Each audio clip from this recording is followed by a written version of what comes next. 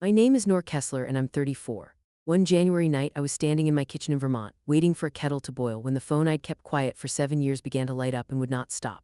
For 7 years, my family never called me, not on my birthday, not once. Then in a single hour, my sister and my mother and people I hadn't spoken to since I was 26 called me 71 times. They didn't call when I was drowning. They called when I could swim, but the calls weren't the strange part. The strange part was what my sister found the hour before they started and what I did after. Welcome back. This is where we tell the quiet stories, the ones about people who walked away, drew a line, and got tested years later. If a story ever kept you up thinking about your own family, you're in the right place. Drop a comment and subscribe, because to know why one search on Google made my whole family go silent, you have to know what I'd become while they weren't looking. Here is what I was doing that January before any phone rang. I was sitting on the edge of a stranger's bed at 3 in the afternoon, holding a dying woman's hand so she wouldn't be alone when her breathing changed. I'm an end-of-life doula.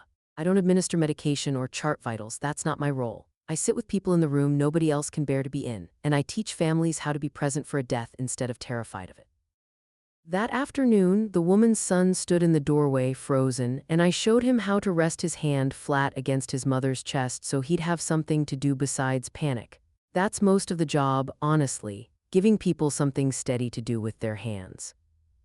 Behind me in the corner stood Priya, 25, my apprentice that season. She watched me the way I once wished someone would watch me, like I knew something worth learning. I did know something. I knew how to make a hard ending gentler. A month before that January, a regional hospice consortium had given me an award for a training program I'd built, teaching death doula skills to rural home care volunteers 3 counties over, where people used to die alone in farmhouses with nobody who knew what to do. There was a small write-up in a regional paper, a photo of me at a podium, a little recognition arriving late. At home there was Marcus and a quiet cabin and a life I had built board by board with my own 2 hands. I had made myself in 7 years into the person families lean on when the worst thing is happening. I was good at it. I let strangers put their whole weight on me and I never once buckled. I just never let it be my own family's weight again. That was the one rule I thought I'd earned the right to keep. That January, someone was about to test it. 7 years is a long time to hear nothing. When you go no contact, people imagine a fight, a slammed door, a scene. Mine wasn't like that. Mine was silence, and silence is worse because it has no edges you can push against. I sent no cards, they sent none back. My birthday came and went 7 times and my phone stayed dark. I told myself I didn't check it, I checked it. The one that still catches in my throat is different though. 3 years ago, I lost a pregnancy, my first. I was 9 weeks along and then I wasn't, and I was standing in a hospital bathroom that wasn't even mine to be a patient in, and I did a stupid soft thing. I texted my mother one line, just that I'd lost the baby. I didn't fully know why I was telling her. She read it. The little marker under the message told me she'd read it. She never wrote back. Not that day, not that month, not ever. That's when I finally understood the silence wasn't an accident, it was the message. It said, you left so you don't get to be one of us when it hurts. After that, I stopped hoping. I want you to hear that clearly because it matters for everything that comes later. By that January, I was not a woman waiting by the phone for her family to love her. I was done. I had grieved them like you grieve the living, which is the loneliest grief there is. And that is exactly the state I was in when the screen lit up. So you can imagine how little I wanted to answer. To understand why I left, you'd have to sit at our kitchen table when I was a kid. My father, Terrence, drove long-haul freight, hands like tan leather, a man who believed feelings were a luxury for people who hadn't worked a real shift. My mother, Denise, kept the peace by keeping score. And me, I was the one who could handle things. That was my label, not the pretty one, not the smart one, the one who could handle it. I paid the propane bill at 15 with money from a paper route because the shutoff notice came and nobody else would look at it. At 19, I drove my father to a detox facility and sat in the parking lot for 5 hours because he didn't want to go in alone but didn't want me inside either. When the water heater died, I found the mo. Nay, when my grandmother fell, I made the calls. My sister Dara, 3 years older, got to just be a person in that house. She was allowed to be tired, to be moody, to need things. I was the one things were needed from, and here's the part that took me years of therapy to say out loud without flinching. I liked it. I was proud of being the one who could handle it, because being useful was the only currency that ever bought me a kind word in that house. Love came with a job description, and the job was mine. Nobody ever sat me down and explained it. They didn't have to. I learned it the way you learn a language, before you even know it's a language, which is why when I finally couldn't do the job anymore, it felt less like leaving a family and more like quitting a position no one would let me resign from. The thing that finally broke it was a loan. 7 years ago, my father lost his route when the trucking company folded, and the family plan arrived at without me in the room was that I would co-sign a large loan against the house and defer my graduate program a year to move home and manage things. Manage, always that word. I was 26. I had clawed my way into that program off 2 jobs and a partial scholarship, and it was the first thing in my life that was only mine. I said no. I said it quietly in that same kitchen, and I remember the exact temperature of the silence that followed. My mother cried. My father didn't look at me, and Dara said the thing that told me everything. After everything this family did for you, as if I'd been a charity case and not the one holding the roof up since 15. Within a week the story had set like concrete. Noor is selfish. Noor thinks she's better than us. Noor abandoned her dying someday parents to go play doctor. I didn't fight the story. That's the part people don't understand. I could have argued, sent long messages, tried to make them see me. I'd tried that my whole life. Instead I did the one thing that had never been allowed. I left, and I did it without drama, and I stayed gone. No door slammed. I just stopped answering, moved 4 states away, and let the silence they'd taught me work in both directions for once. That quiet was what made them furious more than any shouting could have, because a screaming daughter is still yours. A calm one who simply walks out has decided you're not worth the fight. I decided that at 26. It took me until this January to find out if I still believed it. So back to the kitchen, the kettle. That January night, the first thing that came was not a call. It was a text from a number I'd blocked years earlier, and in some weak-hearted week unblocked and never blocked again.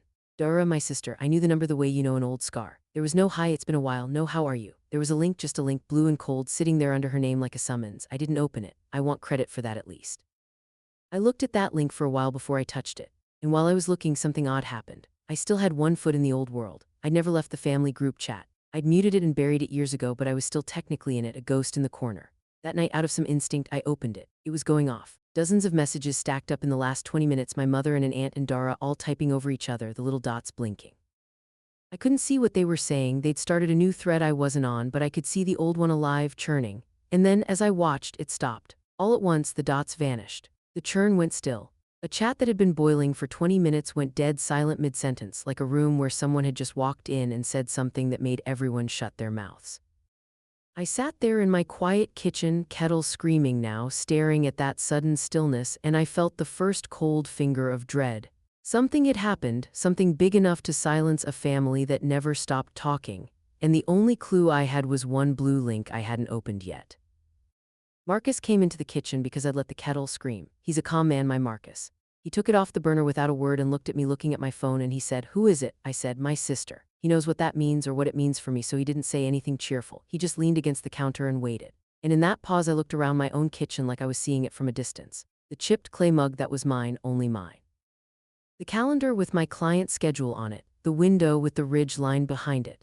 7 years it took me to build a life this quiet. 7 years to get to a place where the phone was a tool and not a threat, where nobody could reach into my chest and pull. I had a strange, clear thought standing there. Whatever was on the other end of that link, it had weight, and if I picked it up, it would try to become mine to carry. That's how it always worked. Their emergencies had a gravity that bent me toward them. I'd spent 7 years learning to stand outside that pull, and I actually knew the way you know a storm is coming from the pressure, that opening the link was stepping back inside the range of it. Marcus said gently, "You don't have to look." He was right. I could have deleted it, blocked her again, poured the tea, gone to bed, kept the life I'd built intact and untouched. That was the smart move, the move the last 7 years had trained me to make. I put the phone face down on the counter. I even took a breath. I'd spent 7 years learning not to pick up. I lasted about 7 minutes. I opened it. The link went to a regional newspaper site back home. The page that loaded was the write-up about the doula training program. And the woman in the photo, standing at a podium in a plain gray blazer, was me. My name in the headline, my award, my face staring back at me from my sister's text. She hadn't written a single word to go with it. She didn't need to. I understood the whole thing in one breath. Dara hadn't gone looking for me because she missed me. She hadn't typed my name into a search bar out of love, wondering how her little sister was doing, hoping I was okay. She'd been looking for something and she'd found me. And what she'd found was not a sister, it was a resource. A death doula, an award winner, a woman with steady footing in a field families desperately need help navigating. The article helpfully mentioned my specialty in home-based end-of-life care. Whatever was happening back in that house, they had a problem, and they'd just discovered that the daughter they'd erased was conveniently the exact solution to it. That's why the group chat went silent. For 7 years they'd told each other a story about me, selfish, failed, cold Noor who ran off to play doctor. And that article had just detonated the story. You cannot call a woman a failure while looking at her award. So they went quiet, all of them at once, to rewrite me in real time from villain into asset. I set the phone down. It was still warm in my hand. And then right there on the counter, face up now, it began to ring. Not a text this time, a call. Then before I could even reach for it, a second one stacking behind the first. I did not answer. I stood in my kitchen and let it ring and watched the little counter on the screen climb. My mother, an unknown local number. My Aunt Renata, another unknown. Dora again. Someone labeled only as a town exchange I recognized from childhood. They came in waves, a call ending and another beginning before the screen could even settle. Voicemails stacking up like planes I refused to let land. Marcus stood beside me, and neither of us spoke because there was something genuinely frightening about it, the sheer volume, a whole town's worth of people suddenly needing to reach the woman they hadn't needed in 7 years. The counter passed a dozen, past 30, past 50. Marcus finally said low, "Noor, what is going on?" And I said, "I don't know yet," because I truly didn't. Nobody had told me anything. That's the part that still amazes me looking back. 71 times my phone rang in that 1 hour, my family reaching for me with both hands across 7 years of silence, and not one of them, not in a single voicemail, led with why. Not one said, "We're so sorry, we've missed you, here is what's wrong." The calls were not an apology arriving late, they were a demand arriving early. I could feel it in the rhythm of them, insistent, entitled, the way you pound on a door you're sure should open for you. Somewhere in the stack was the actual emergency, and I would have to dig for it like it was my job to earn the explanation. 71 calls, and not one of them was "I'm sorry." I finally turned the ringer off, not because I decided anything, but because I couldn't think with a phone screaming that the whole family loved me now that I was useful. In the sudden quiet, one voicemail notification sat on top of the pile from my mother. That one I would listen to. I played it on speaker, standing very still the way you brace before a cold shower. Her voice came out older than I remembered, wet at the edges. She said my name twice, like a woman testing whether a bridge would hold. Then she got to it. My father had congestive heart failure, advanced, and a stroke on top of it 3 weeks earlier that had taken most of his ability to speak or swallow. They'd known for a while it was serious, but they'd only just been told there was nothing more to try, only comfort measures now, and the counting was already down to weeks, maybe less. That landed in me somewhere deep and old, and I had to put a hand on the counter. But it was the next part that told me exactly where I stood. 7 years and one prognosis later, my mother did not say, "We want you home." She did not say, "Your father is asking for you," or "We were wrong," or "Please." What she said, in a voice sliding from grief into something more practical, was this: "You do this kind of thing now, honey. You know what to do. You need to come home and handle this. Handle it." There it was, the oldest word in my whole life, the one I'd driven 4 states in 7 years to escape, waiting for me in my mother's mouth like it had never left. They didn't want their daughter back. They'd found a doula, a free one, who happened to share their last name, who happened to owe them. Or so the story went. My father was dying, which was real and terrible and true, and in the same breath my family had looked at that dying and thought, "Noor can manage this for us." I set the phone down. Marcus was watching my face. "What do they want?" he asked. I said, "They want me to work my father's death for free." And the awful thing was, some part of me already wanted to go. When the phone rang again and it was Dara, I made my first mistake. I answered, I don't fully know why. Maybe because she was the one who'd found me, the one who'd fired the shot that started all this. Maybe because some 15-year-old still lived in me who wanted her big sister to say she was glad to hear my voice. She didn't. There was no hello. She came out swinging the way she always had, like the best defense against her own guilt was to get to anger first. She said, "You're alive. Nice of you to pick up. 7 years, Noor, and it takes Dad dying to get you on the phone." I didn't answer, which made her louder. Behind her voice I could hear things: an oxygen concentrator's steady hiss, the low drone of a hospital bed motor. She was in the room with it already. She'd been in the room with it for weeks. And into my silence she dropped the line I would carry the rest of my life, the sentence that was really the whole argument between us, the whole war between two ways of seeing a family. "Family isn't something you get to quit," she said. She meant it like a fact, like gravity, like I'd broken a law of nature by leaving and now nature was collecting. And here's what I understood, standing in my quiet kitchen with my sister's exhaustion crackling down the line. This was not a reconciliation. Nobody on that end of the phone had spent this month missing me. They'd spent it drowning, and then they'd found a life raft with my face on it. I said carefully, "I need to think." Dora laughed, short and bitter. "Think," she said. "Right, you do that. He doesn't have time for you to think." And she hung up on me. That night I said no, not to her, she'd already hung up, but to the pull. I said it to Marcus and to the dark ceiling and to the 15-year-old in me who'd never once been allowed to sit down. I said, I am not going to sprint toward that house the second they pull the alarm. I've done that my whole life. I did it at 15 with the propane bill, and at 19 in that parking lot, and at 25 with the water heater. And every single time it taught them the same lesson, that Noor comes when called, that Noor handles it, that Noor's love is a thing you can summon by needing her badly enough.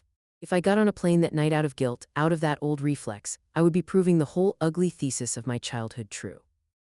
Marcus held my hand and said, "You don't owe them your body and your practice and your peace. You know that, right?" And I said I knew it, and I did know it. But knowing a thing in your head and feeling it in the part of you that was trained since birth are two different countries, and I was standing with one foot in each. Because here's what kept me up, staring at that ceiling long after Marcus's breathing went slow beside me. I know exactly what a bad death looks like. I know what happens in a house where a man is dying and nobody knows how to read his fear from his pain, nobody knows to lower their voices near the end, nobody knows how to just sit still in a room without filling it with noise. I could hang up on my sister. I found that night that I could not hang up on what I knew. If you've ever been the one everybody leaned on and nobody ever called just to ask how you were, pause for a second. Tell me in the comments, were you the one who could handle it in your family? Were you the fixer? I read every reply. And if a story like this is the reason you're here tonight, subscribe so the next one finds you when you need it. Now let me tell you what I knew that they didn't, because it's the hinge the whole thing turns on. I have sat with more deaths than I can count. It's not a thing I say to impress anyone, it's just true, it's my trade. And I know that dying done badly leaves wounds in the living that last for generations. I've seen the son who will spend the rest of his life hearing his mother beg for someone who never turned her, never eased her breathing.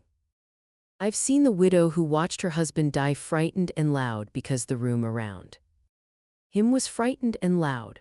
And I've seen the other kind, the quiet kind, where the hands are steady and the voices stay low and the last thing a person feels is warmth and calm. And I know which kind of memory a family gets to keep forever.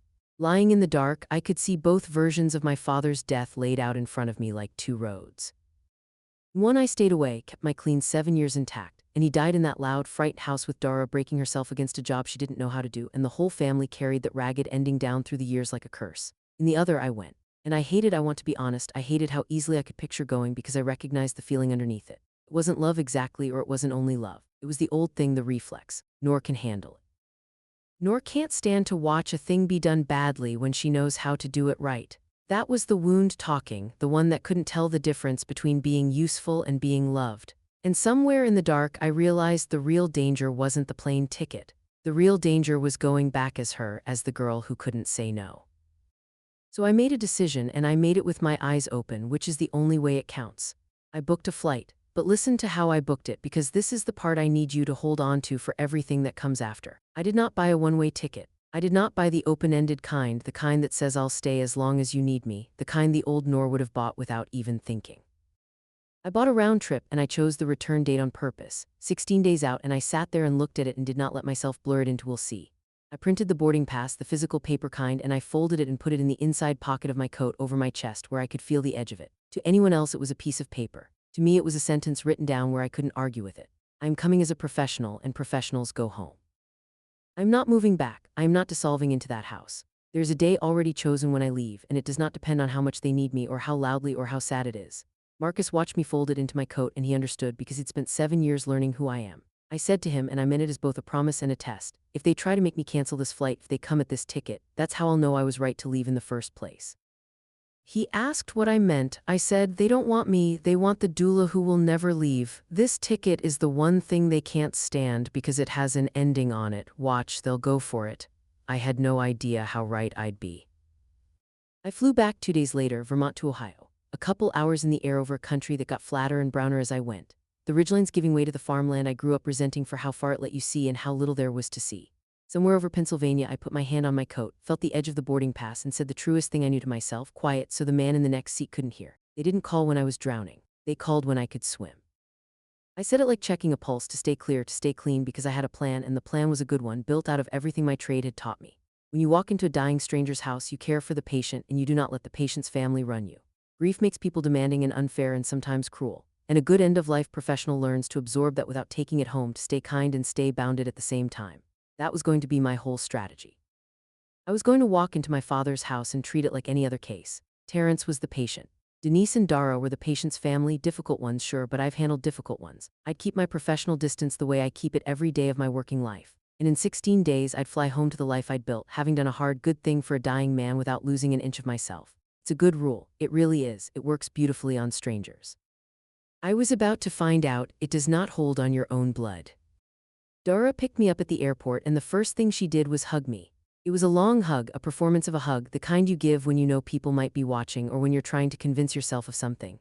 Over her shoulder, I could see how much older she looked, how gray she'd gone at the temples at 37, how the exhaustion had carved itself into her. I almost softened right there. Then she let go, and we got in the car, and before we were even out of the parking garage, the briefing began. That's the only word for it. It wasn't how are you or thank you for coming. It was logistics to live. Aired fast like she'd been saving it up.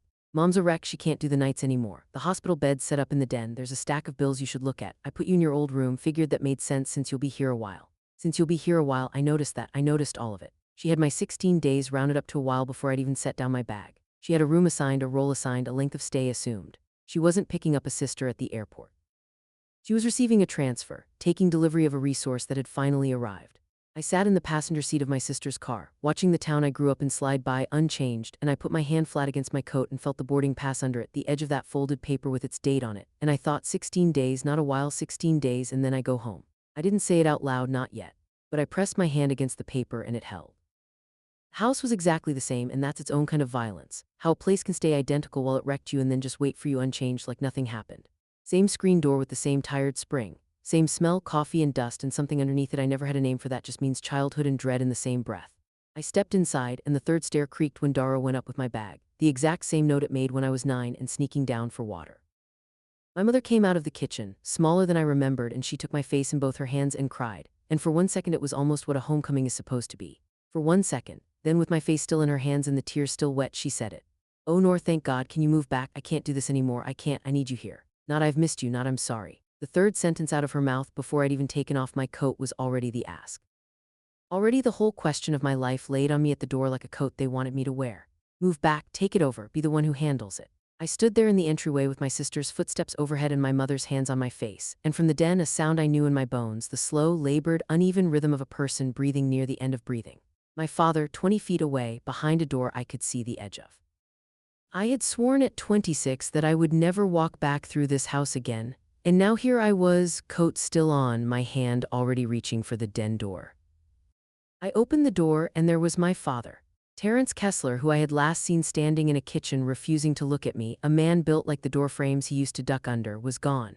In his place, in a rented hospital bed shoved against the wall where the recliner used to be, was a small gray man breathing like it was the hardest physical labor left to him. The stroke had pulled the left side of his face down slightly, and his eyes, when they found me, moved slower than the rest of him, but they moved, and there was a long moment where neither of us said anything, and every good and terrible thing between us was in that room. And I let myself hope. I'm ashamed of it, but I let myself hope that the first sound my dying, estranged father made toward me after 7 years would be something, anything, my name. What came out instead, in a voice like paper tearing, thin and slurred from the stroke but unmistakable, was, "You came good, your sister's been doing it wrong." That was it, that was the reunion. Even now, even here at the very end, I was not a daughter who'd come home. I was a competent person who'd finally shown up to fix the incompetent work of the others. He didn't need me, he needed me to manage. The reflex in me flinched toward it anyway. And then, before I could even decide to, my hands were already moving, because that's the other thing my trade did to me, it lives below thought now. I crossed the room and took his wrist between my fingers the way I've taken 100 wrists to feel a pulse, and it was thready and irregular, and his skin was cool and thin as paper. And the second my fingers closed on his wrist, I knew I had crossed a line I could not uncross. I had sworn never to touch this family again, and here I was, holding my father's dying pulse in my hand. There was no going back to the woman who'd walked in the door, so I went to work, because that I know how to do.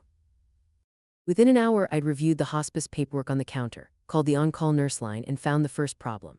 His comfort medication was scheduled all wrong, long gaps where it wore off and left him agitated and thrashing, which is why Dara had been fighting a frightened, restless man for a week and thinking that was just how dying looked. It isn't. I fixed the schedule with the hospice nurse's approval, showed Dara how to reposition him without hurting his hip, how to keep his mouth from drying out, how to read his face for pain when the stroke had taken most of his ability to say it. By that night the den was quieter than it had been in weeks. He slept, actually slept, without moaning. And my mother stood in the doorway and watched him rest and cried again, and I let myself feel, for about 10 minutes, the clean, good feeling of having made a terrible thing a little less terrible. 10 minutes. Then it curdled the way it always did in that house into something with teeth, because the family's response to my competence was not gratitude, it was appetite. "See," my mother said to Dara, not quietly, "I told you only Noor can do this." And then, turning to me in the same breath, "No gap at all, so you'll stay. Obviously you'll stay, we can't do this without you now." There it was, my skill wasn't a gift I was giving, it was evidence being entered against me. Look how good she is at it, therefore she must do it, therefore she must stay. The better I was, the tighter the trap. It got clearer the next morning, and clearer isn't the same as better. My mother came to me while I was making coffee in my own childhood kitchen, which felt like wearing someone else's skin, and she was holding a folder. Not photos, not old letters, a folder of paperwork. She set it down like it hurt her too and started walking me through it, and it was a masterpiece of the way that family works. There were the medical bills, a frightening stack of them past due, and there was a form, one page tabbed with a little sticky arrow where I should sign that would make me the responsible party for his remaining care costs, financially responsible printed right alongside it. Dara already quit her job to do this, my mother explained in the patient voice you use with a child being difficult. She had to, and now there's no income from her, and your father's disability was never much, and we need someone with a good steady income, honey, someone reliable. Someone reliable, she meant me. She meant sign here and take on the debt and be the reliable one forever, because that had always been my role and death was no reason to update the org chart. And then I saw it, the detail I'll never forget, the one that told me exactly what I was to them. That newspaper article, the one about my award, my program, my face, someone had printed it out and stuck it to the refrigerator. Not in pride, I knew this family, there was no pride in it. It was up there like a price tag, like a resume pinned to the fridge to remind everyone what the asset was worth. They had not found their daughter. They had found a solvent, competent, guilt-adjacent woman with a steady income and professional credentials, and they had pinned her market value to the fridge with a magnet. My mother slid the pen across the counter toward me. It's just a signature, she said. Right about here is where people start messaging me. That's my mother, they write. That's my sister. That's the folder that showed up when Dad got sick. If that's you, if you know the exact weight of a folder slid across a kitchen counter, you are not cruel for what you're about to watch me do. Drop a heart in the comments so I know you're still here with me, because the hardest part of this whole story is still coming. I picked up the pen. Then I picked up the folder instead and did the thing that has saved my life more than once. I read it slowly, line by line, the way I read a care plan before I follow it, because following orders you haven't read is how people get hurt. My mother watched me read and I could feel her getting nervous, because in that family nobody read things, you just signed where the arrow pointed and trusted that handling it was somebody's job. I set the pen down without signing and said it calmly in my professional voice, the one I use to deliver news people don't want. I'm going to take care of him, I said. I'm going to give Dad the best death I know how to give, and I know how to give a good one. I'll do it for free with my own 2 hands for as long as he has. That's a gift, and I'm choosing to give it. My mother started to smile, relieved, thinking she'd won, and then I finished. But I'm not signing this. I'm not taking on the debt. I'm not quitting my practice. I'm not moving back. I will care for him. I will not be billed for him. The room went very still. My mother's face did a complicated thing, the relief falling off it, replaced by something colder, and I watched her recalculate in real time, watched the machine look at the tool that had just declined to be picked up all the way and start behind her wet eyes to hunt for a new grip. I had refused the paperwork, but I'd been in that house before. I knew they wouldn't stop at paperwork, they'd just find something softer to squeeze. It was Dara who found the softer thing, and she found it in my coat. I'd hung my coat on the hook by the door the way you do in a hoe. Use you grew up in, muscle memory older than the grudge. And that evening I came downstairs and Dara was standing at the bottom of the steps holding the boarding pass, my return flight, the folded paper with the date on it unfolded now in her hand, and her face was doing the thing our father used to do, going flat and hard right before the storm. What is this? She said, though she knew exactly what it was. You bought a ticket home, I said evenly. That is my home. I'm flying back on the 16th. And that's when the whole house came for the ticket, just like I'd told Marcus they would. Dara's voice went up. My mother came out of the kitchen. He's your home, Dara said, shaking the paper at me. He's dying and you've got a plane ticket in your pocket like you can't wait to leave. As if a woman who'd flown across the country to sit with her dying father was the villain because she also intended one day to leave. As if the ticket proved I was still the same selfish Noor from the story, when really it proved the opposite, that I could love him all the way to the end and still not disappear into them. I crossed the room and took the boarding pass out of my sister's hand gently, folded it back along its creases and put it back in my coat over my chest, and I felt something settle in me, cold and clear and almost like peace, because they had done exactly what I'd predicted. They'd gone for the ticket. That's how I knew, all the way down, that I'd been right to leave. That night I found Dara crying by the washing machine, not performing at this time, really crying, the ugly kind, folded over a laundry basket with her face in a towel so nobody would hear. I stood in the doorway of that dim little utility room, and for a moment I saw her, actually saw her not as the enemy but as my sister, and it broke something open in me. She looked up and the words came out of her in a flood she couldn't stop. You have no idea, she said. You have no idea what these months have been. I quit my whole life. I change him, I clean him at 3 in the morning, I do everything, and nobody's ever going to write a newspaper article about me. Nobody gives me an award. I'm just here, I've been just here, drowning in it while you got to run off and be a hero for total strangers. And God help me, she wasn't wrong. That was the thing that gutted me. She wasn't wrong. She'd stayed, and staying had eaten her alive, and the same machine that had tried to make me the reliable one had simply made her the reliable one instead when I left. She was me if I'd never gotten on that first plane 7 years ago. She was the ghost of the life I'd escaped, standing in the laundry room in a stained shirt. And I loved her and I ached for her, and for one full minute we were almost sisters again in that awful little room. Then she wiped her face with the towel and looked up at me, and the softness closed over like water over a stone, and she said in a voice gone hard again, "So you owe me, Noor, sign the papers." And just like that, she was the machine again too.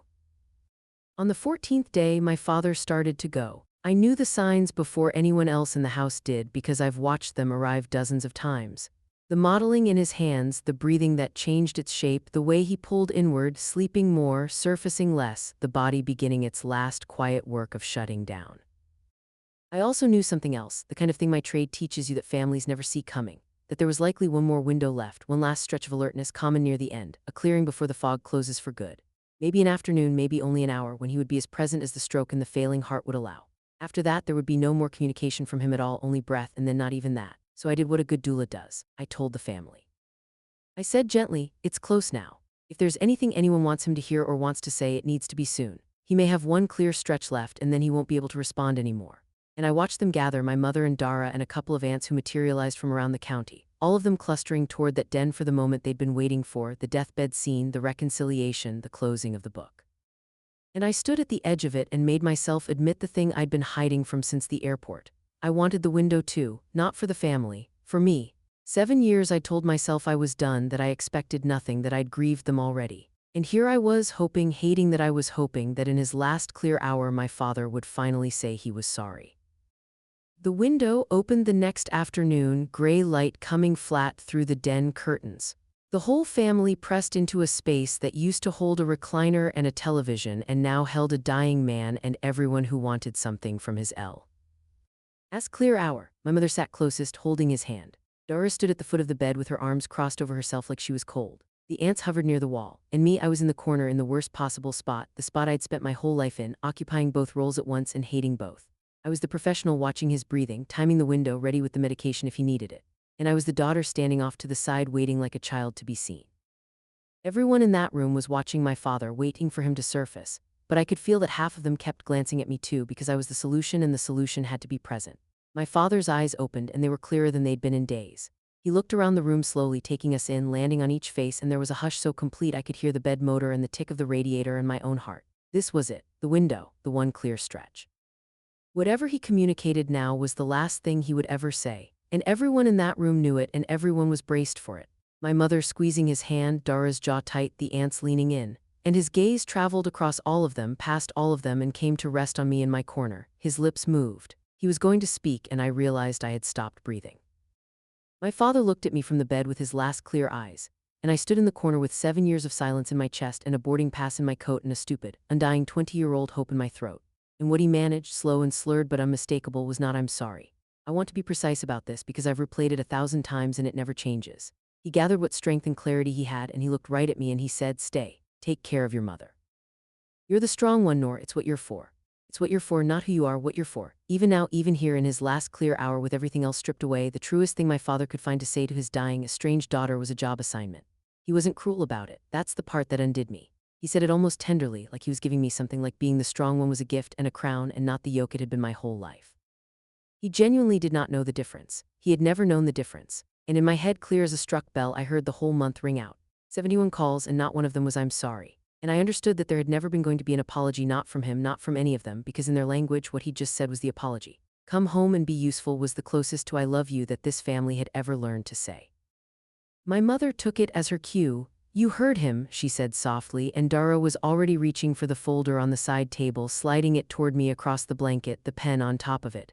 "It's what he wants, Noor, his last wish, just sign it." So there it was, the whole choice laid across a dying man's blanket. On one side, the thing I'd wanted my whole life and had flown across the country still secretly hoping for, a place in this family, a father's approval, the sentence "come home" that a lonely part of me had never stopped wanting to hear. All I had to do to take it was pick up the pen, sign the folder, quit my life, dissolve back into the machine, be the strong one, be what I was forever.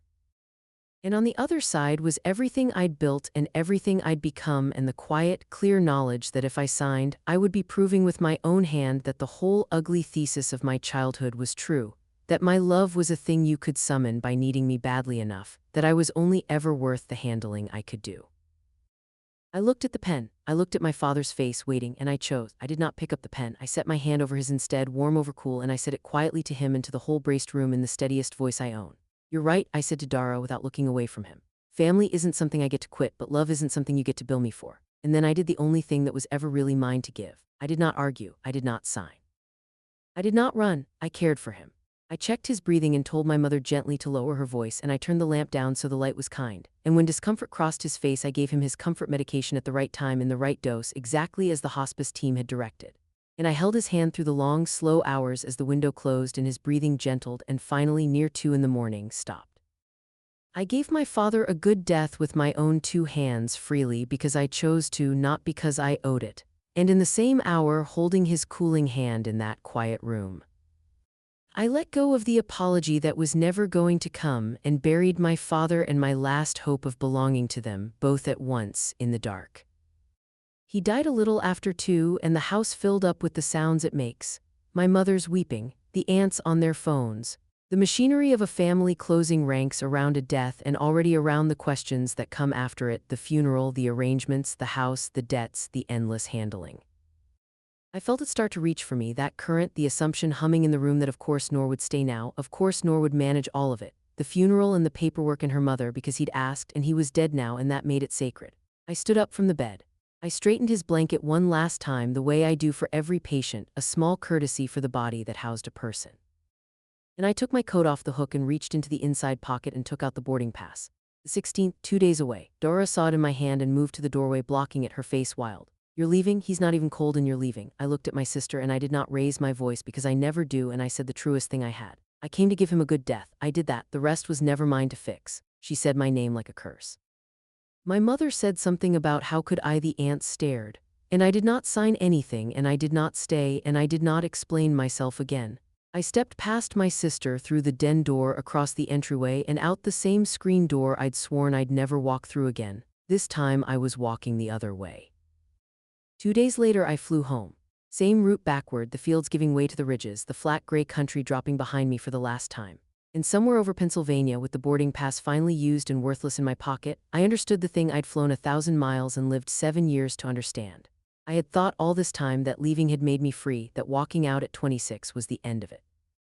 But it wasn't, not really, because I'd spent every one of those 7 years still defining myself against them. I left because I refused to be used, which meant I was still secretly organized around being used, still turning like a planet around that one dead star. Even my freedom had been about them. What happened in that den was different. In that room I gave everything I had to a man who never once said he was sorry, and I gave it because I chose to. And then I left because I chose to, and neither the giving nor the leaving was about what I owed or what I was owed. That was the first genuinely free thing I'd ever done. I cried then, quietly, over Pennsylvania for my father and for the girl who spent 34 years believing love was something you had to earn. That was 8 months ago. I'm home in Vermont now in the life that's mine. I still work the last hours, the hard ones. Last week I stood behind Priya, not so new anymore, while she sat on the edge of a stranger's bed and held a dying man's hand and kept her voice low and kind and did it right, all of it because I taught her how. And I thought, that's the chain going the other direction for once. I spent my childhood learning that love was a job you could be fired from. Priya's learning that you can give everything to a person and still keep yourself. That's the only inheritance I care about passing down. Dara still texts. Every few weeks there's the estate, the funeral costs, and now it's mom. Of course, mom's getting older and someone reliable should really. The word reliable still shows up in almost every message, worn smooth from handling. The machine didn't die when my father did. It just turned, looking for the next one to run on the way it always will. But here's what changed, the only thing that had to. I answer on my terms now, or I don't answer at all. The phone doesn't own me anymore. When it lights up, my chest doesn't drop. It's just a phone. They didn't call when I was drowning. They called when I could swim. And it took me 34 years and one deathbed to stop needing the water at all, to stop needing to be drowning or saving someone or useful or needed, just to believe I was worth keeping alive. Marcus asked me the other night if I regret going back. I thought about my father's cool hand warming under mine in that quiet room, the good death I gave him because I wanted to and not because I owed it. No, I said, I don't regret it. I finally know the difference now. You can love someone all the way to their last breath and still refuse to be the debt they never meant to let you pay. That's my story. 7 years of silence, 1 search that turned me from a failure into a resource, and 71 calls that never once said sorry. If any of this reminded you that caring for someone doesn't mean handing them your whole life, take it as your sign. Oh, draw the line you've been putting off. Do it gently. Do it today. If someone you love needs to hear this, share it with them, and I'll see you in the next story.